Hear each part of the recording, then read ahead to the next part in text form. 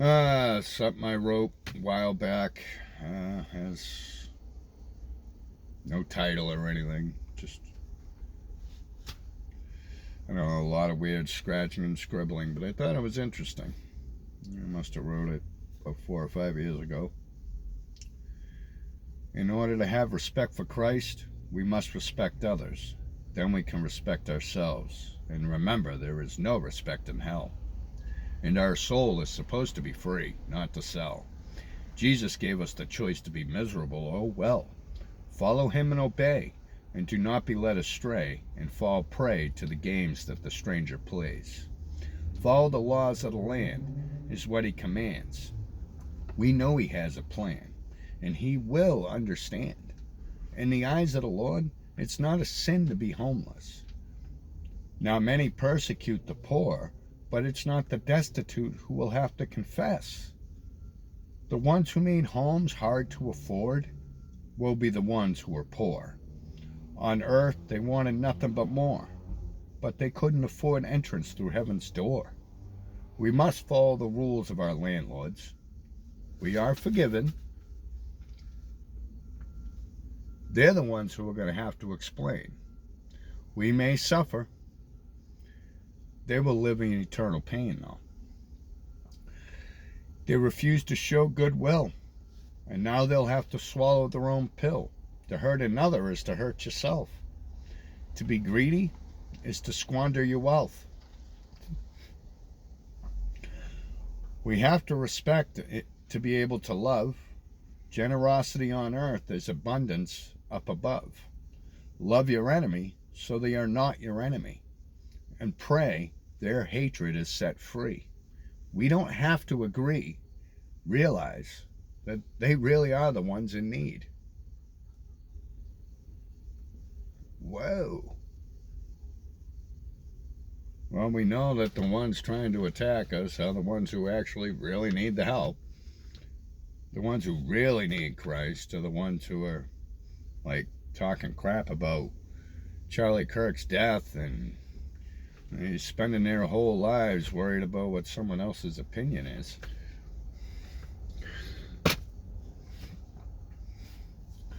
I don't know, it must really stink, like, focusing on, like, a skin color, or focusing on whether or not God is real, instead of just accepting it through what you see in the beauty of creation.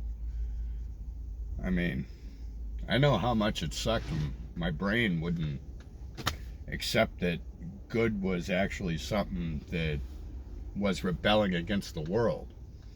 Now, a lot of people might be doing things to rebel because they think they're rebelling, but in fact, they're actually falling right in line with what the world wants them to do. If they really wanted to rebel, they would turn conservative and actually follow Christ and fight against the lies. Now, I found out a little later in life that by doing that, I was actually rebelling against the world. I thought I was rebelling against the world, doing all the horrible things. But oddly enough, I was doing exactly what they wanted me to do. They wanted to keep me down on this lower rung of the ladder, and just so they could see where I'm at and what we're doing, you know. Gonna stop falling for it, guys. They just destroyed a whole generation. You know they did. At least for almost 5 years of like this crazy, we're gonna give your kids surgeries, and we're gonna teach them all about like this so-called gay rights and all this other stuff and all this crazy sex crap in school. I remember things back when I was in school that was kind of questionable, you know, so it was already starting to lean that way. They tried to teach us all sorts of crazy stuff. Well, and now it's going to take an awful lot to try and turn it back. They have us going in circles, chasing our tails, guys. We're gonna stop playing our game. We know that the cost of things are not really the cost of things. We know that this money stuff is just a piece of paper that only depends on how strong our military is. And we know darn well that that's going down pretty soon. It's like, it just depends on how many people actually want to use our money, according to the value of it. I don't know. It's time to gather riches in heaven. Never mind the riches here. They're going to just take that from us anyway, pretty soon. And nothing is really ours. You know, we're already pretty much renting everything. This truck is supposed to be mine, right? But I'm still paying all this insurance. I'm paying for tags. I'm paying for a license plate. We pay this, what do they call that? Excise tax to be able to park in a city or a town, and especially in this town. And then it keeps getting raised because the population's raising. The insurance and the taxes and all that. So people are fighting to make everything more expensive in this place. I don't know why. It's like, yes, make us supper. We like being poor and broke. Well, no, that can't be the case. It has to be the people that are benefiting off of it pushing it, right? I mean, obviously, it can't be the people. I mean, it can't be that blind. But when Sir Biden got into office, I couldn't help but notice all the silly Biden signs that were out on all these lawns. It was just confusing the crap out of me, especially since you couldn't even see the guy in public. Some old elderly guy who didn't even go out and push for his own campaign. He hid out in a bunker until it was all set. Of course, now we all know it was all puppet stuff, but I'm really hoping it's not some sort of long game where, like, they had to make everything so bad on purpose so that we'd all be so against it. Because, I mean, all the crap that's been going on, it's been so obvious. You know, unless you're completely blind, you saw it. So did they purposely do this to make us go, yeah, for everything that's going to be being pushed later on? Was that used to just get us closer to the mark, maybe? Or, I don't know. It sure seems like this BRICS thing is continuing on, but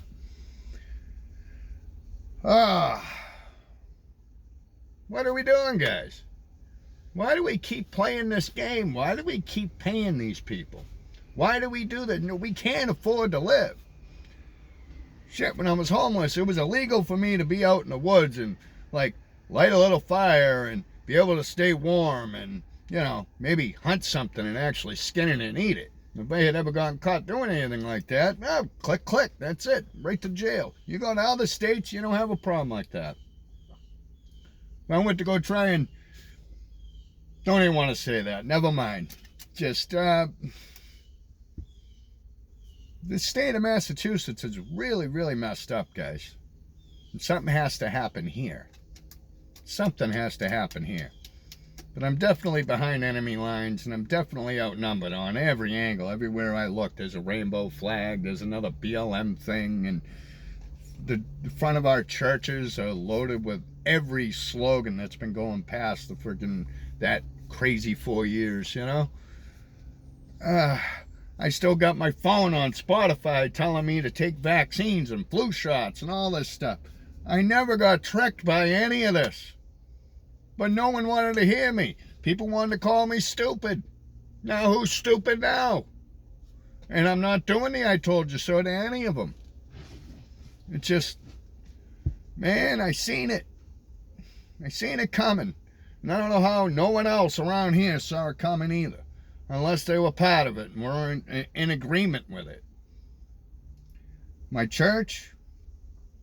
I had somebody unnamed say, if someone voted for Trump, they can't call themselves a Christian. Wait, what? And this was a person I actually loved that was in the church, and I haven't spoken to that person since. I haven't even brought it up. I just don't. There's nothing you can say to that.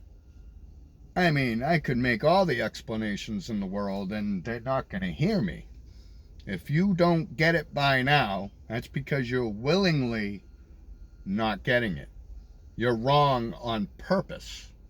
Oh, so there's no arguing with someone who's wrong on purpose. They want to be wrong on purpose because they want their truth, not the truth. Just like hate, it's not hate speech, it's just speech that they hate. Yeah, quite obvious. Well, I'm not going to stop talking the way I talk. It's just the way it is. They don't like it. You know what they can do. You pound sand. But it's neither here nor there. All right, guys. Sorry for the little bit of rambling here, but I don't know. Something's got to be done. Something's got to be done. There's more of us than them. They're just louder and cry and whine more. Okay? We got to just, I don't know, they're having temper tantrums, so we hear them. That's it.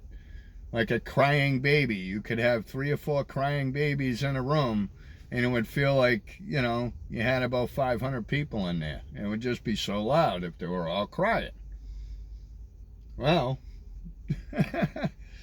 what if there's 96 adults in there that aren't saying a word, and the 4 babies are crying?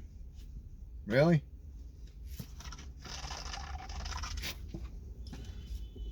It's time for us to wake up and start saying something. Or saying a lot more. Saying a lot more, not worrying about hurting people's feelings anymore. Because honestly, hurting someone's feelings, you act like, oh, because you want to show them love and this and that. Oh, so you just lie to people you love, right? Just lie, so you don't hurt their feelings. You just lie to them. No, I'm sorry. I'd rather hurt your feelings to tell you the truth so that maybe you could rectify what was wrong. And then your life will go better from there. Because that's showing you love. That's loving you by telling you the truth. If I'm lying to you, I'm laughing at you behind your back. That's bull. That's bull. Shouldn't be doing that. And we've done that to a whole generation. Yeah. Well, I hope we all smarten up. I love you guys. Catch you later.